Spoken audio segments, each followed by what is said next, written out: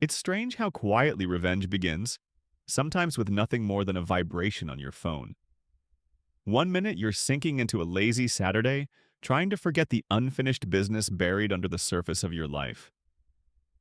The next, an unexpected name lights up your screen like the ghost of an old wound you never realized was still bleeding. You expect a casual, long time, man, a harmless reconnection from someone you left behind more than a decade ago. Instead, the first words you read carve through your calm like a blade. Hey, remember your wife? And just like that, whatever you thought your life was, father, husband, man with a stable world, fractures in a single breath. First story. My wife's former affair partner finally caved under his own festering guilt, and in doing so, tore apart the last illusions I had about my family. Both children, the ones I'd raised, loved, protected, are not biologically mine, and I made sure every person in our orbit knew exactly what she had done. Exposure was the only form of personal justice I had left, the only retribution sharp enough to counter the betrayal. I'm writing this with trembling hands and a chest that feels bruised from the inside. I wasn't sure I'd put any of this into words, but someone convinced me that speaking the truth might soothe the quiet rage simmering beneath my ribs. I'm no writer, just a man staring at the ruins of a life he thought was built on trust. I only hope the story comes out clear enough to follow. I'm 40, my wife Susan, also 40. We've been married 12 years. We have, or rather, I believed we had, two children, 11 and 8. We agreed that was enough. They were brilliant, curious, stubborn in the ways kids are, and I genuinely thought I was lucky to be their father. Parenting is brutal, yes, but theirs were the faces that made the struggle worth it. There was never a moment, not one, when I doubted their parentage. They resembled Susan more than me, but that felt normal. We were intimate regularly back then. The timelines never raised suspicion. Nothing in her behavior hinted at betrayal. She was steady, affectionate, seemingly loyal. I had placed my trust in her without hesitation, never realizing I was placing it in the hands of someone capable of smiling while hiding a blade behind her back. Years ago, when the children were still small, we moved from Brentford to another city, Halden, for better opportunities. The decision made sense. Looking back, I see now how heavily it weighed on Susan. She claimed she'd miss her friends, though she had few to leave behind, and in Halden, she'd be surrounded by her family. It should have been a comfort, not a loss. We both abandoned familiar relationships in that move, but I never mourned them much. Adult friendships fade. That's life. Among the people we left behind was a coworker of hers, Matthew. I knew him well enough to exchange jokes, small talk. I wouldn't call him a friend, but we were comfortable in the same room. Susan naturally was closer to him. They worked side by side, but I never sensed anything off. No lingering looks, no tension, no subtle signs of a secret. But some betrayals are expertly disguised, buried beneath ordinary days. And I, idiotically trusting, never looked for the cracks. I only discovered the truth because Matthew himself resurfaced 11 years later, bringing with him a confession soaked in old sin. I hadn't heard from him since we left Brentford. His message came out of nowhere, dragging a shadow from the past into the light. I opened it expecting nostalgia. Instead, I read, "I need to tell you something. It's about Susan." I remember staring at the screen, my pulse slowing, then tightening, as if preparing for some long-delayed punishment. He admitted, flatly, almost clinically, that he had been sleeping with my wife. He didn't recall exactly when it began, only that it ended because we moved. 4, maybe 5 years of betrayal, years in which I slept beside her, cooked for her, trusted her with everything I was. And he had no proof. No photos, no messages, nothing but his word. 11 years too late. A man from the past stepping out of the dark to inform me he'd shared my wife's body for nearly half a decade. And I was expected to simply take him at his word. But the worst part? Something in my gut, the place where unhealed wounds whisper, told me he wasn't lying. What unsettled me most was the timing. Why reach out after 11 silent years? Why now? Unless he was staggeringly bored or drowning in some private guilt, I couldn't understand why a man from that far back would suddenly decide to resurrect an affair and detonate it in my lap. I kept trying to dismiss the whole thing, but the question nagged at me like a splinter under the skin. What if he's telling the truth? I didn't want to believe him. God knows I fought it. But the thought circled my mind like a slow, deliberate predator that refused to retreat. Most men, when they suspect betrayal, can dig through their wife's phone and uncover at least a scrap of evidence. Some stray message, a too cheerful emoji, a late-night notification that doesn't belong. But Matthew wasn't claiming something ongoing, no present tense sin, nothing fresh I could catch red-handed. His confession belonged to the past, sealed away in another city, another life. Still, I checked Susan's phone. I forced myself to scroll through every thread, every call log. Nothing. No Matthew, no hidden number, nothing that whispered current infidelity. The silence wasn't comforting, it was claustrophobic. I wanted to tell her. Under normal circumstances, I would have. Old acquaintance reaching out? That's the sort of small, harmless anecdote you casually share with your wife. But there was a sliver of belief lodged in my ribs, and it made me hesitate. Confronting her too soon felt reckless, like giving away my only weapon before I understood the battlefield. So I held back, and it began corroding me from the inside. Eventually, I reached out to Matthew again, driven more by dread than hope. I wanted to catch him in a lie. I wanted a contradiction, some sloppy detail that would let me breathe again. But the details he provided, where they sneaked away, when they found excuses to disappear, fit too neatly. Nothing I could verify, nothing tangible, but plausible enough to sting. Then he dropped the final blow, the one that shifted my fear into a cold, growing hatred. He admitted he'd tried to hint before, cryptic comments on old social media posts, distant attempts at half-truths. And then, with almost unbearable ease, he said there was a strong chance that both of my children were his. Both. Not one. Both. The words burrowed into me like acid. I couldn't understand the motivation. Was it revenge? Spite? Some warped need for redemption? I had barely interacted with him. Why would a man step back into my life solely to ruin it? When I demanded to know what he wanted from me, his response was sickeningly calm. I just thought you deserved the truth. You shouldn't live a lie. As if he were dispensing some noble justice instead of ripping open an old wound I never knew existed. I stopped responding. There was nothing left to say to him. My mind was unraveling, and I could feel the ground shifting beneath everything I believed about my family. But beneath the chaos, one instinct rose above the rest. I needed certainty. Even if the truth destroyed me, I needed to know. So at the first discreet opportunity, I took both children to a lab in Halden for DNA testing. They didn't understand. How could they? I bribed them with fast food afterward and told them not to mention anything to Susan. Small, harmless misdirection in exchange for the chance to breathe again. And then came the waiting. A week of quiet rage and silent panic. A week where every glance at my children twisted into a cruel question mark. When the results finally arrived, I opened the envelope with the same dread as a man about to read his own sentence. Neither child was mine. The world didn't collapse, it detonated. My legs nearly gave out. My mind thrashed, desperate for escape. I wanted to slam my head into the wall, to drown the hurt in alcohol, to disappear into anything that wasn't this truth. Imagine building a life. 12 years of marriage, breakfasts, bedtimes, scraped knees, school plays, only to discover it was all a facade. A performance staged by the woman you trusted most. Imagine realizing that the children who shaped your identity, who you believed were your legacy, carry another man's blood. Do you understand the resentment that surges up from that? Do you understand how it poisons everything, your memories, your future, even your own reflection? The rage isn't loud, it's quiet, cold, coiled, a silent promise of reckoning. I didn't want to exist anymore. There's no graceful way to phrase it. The moment I read the results, something inside me simply shut down. I left the house without thinking, without even grabbing a jacket.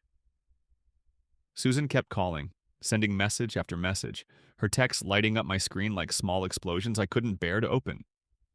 I ignored all of them. When I eventually returned, I moved like a ghost, silent, emptied, apathetic in a way that felt dangerous. I told her I needed a weekend to myself, that I'd explain everything once I came back. The words tasted like ash. She protested, panicked even, but I left anyway. I'm writing this now, away from her, sitting on my friend's worn-out couch, surrounded by someone else's walls. He's keeping an eye on me because I can't trust myself not to unravel. I keep wondering how I'm supposed to face her. How do you confront the architect of your ruin without letting the fury boiling under your ribs spill into violence? How do you express a wound that deep without breaking something? Her, yourself, the world? I don't have answers. I only know that the man I used to be has already died. Reaction. 11 years of silence and Matthew decides to confess like he's purging himself at some personal altar of truth. He didn't find morality, he found boredom. Imagine him sitting there thinking, let's spice up my day. Let's annihilate a man's entire sense of identity. And then the DNA results. Not one child, not a single flicker of my blood. A clean genetic eviction. There's no recovery from that, emotionally, spiritually, financially. Nothing survives a betrayal that total. Update 1. First, I want to thank everyone who reached out. Everyone who wrote, everyone who tried to hold a stranger together with words. I felt isolated, like I was falling in a dark well, but your messages slowed the fall. Some of you kept me from doing something irreversible. When I returned home after the weekend, I confronted Susan. I couldn't keep the truth locked inside anymore. Every hour of silence felt like a rope tightening around my throat. I told her Matthew had contacted me from our old city, Brentford. Her reaction was instant, sharp, startled, almost theatrical. She asked why he'd reached out, her voice too light, too controlled. When I told her he'd claimed they'd had an affair, she practically leapt from her seat. The denial came fast, frantic. She insisted Matthew was always a joker, probably trying to pull some idiotic prank. I asked her why a man we hadn't spoken to in nearly a decade would choose that kind of prank, and why he'd choose me as the target. She couldn't answer. Then I told her he'd claimed both children might be his. That broke her mask. She spiraled, angry, loud, threatening to call him immediately. I told her to stop pretending, to stop performing. Her fury froze mid-syllable. Then I revealed what I had done. That I'd taken the kids to the lab. That the results were back. Her entire body stiffened. Fear washed over her face like a shadow passing across a wall. I said the words out loud. Neither of them is mine. And that sentence, the one I'd barely survived, made everything real again. I cried, couldn't stop myself. Those boys, my boys, were never really mine. My love had been misplaced from the very beginning. Susan broke too. She sobbed, repeating that she never knew, that Matthew hadn't lied but that it had been a stupid mistake, a moment of weakness that had spiraled. She claimed she regretted it every day, that she'd never cheated after we moved to Halden, that she didn't know who the father was. As if that ignorance made anything better. As if admitting she'd slept with both of us in overlapping nights somehow softened the wound. It only sharpened it. She kept insisting she'd hidden the affair because she knew I'd leave her. She insisted she truly believed the children were mine. She insisted on regret. But a 5-year affair isn't a mistake. It's a second life. I told her exactly that. I told her that nothing she said could make it worse. I'd already lived my worst day. The damage was complete. And now all that remained was the quiet, cold desire for truth and the retribution that truth inevitably demands. There was no point in her pretending anymore. The truth lay between us like a corpse, silent, undeniable. My tears had already dried into something colder, something closer to exhaustion, while hers kept spilling in frantic, useless waves. The sound of it grated on me. I couldn't stay in that house another second. I walked out without looking back. Nothing she could say would resurrect the life I had lost, and nothing I offered would blunt the reality now carved into me. What terrified me most was not the betrayal. It was the burden of what came next. How do you tell children the truth of their origins without shattering them? How do you look into their faces, faces you once believed carried your blood, and confess that you are only a placeholder in the story of their lives? They deserved to know their biological father, but first, they had to know I wasn't him. I still don't know how a man prepares for that conversation. Susan has already been served with divorce papers. I'm not interested in winning anything. I only want a clean exit. A quick surgical separation. No more lies. No more wounds. Update 2. This part will be brief because I can barely look at the words forming on this page. I spoke to the boys. I can't even call them mine anymore, and that destroys me in ways I can't articulate. I want them to be. God, I want that more than anything.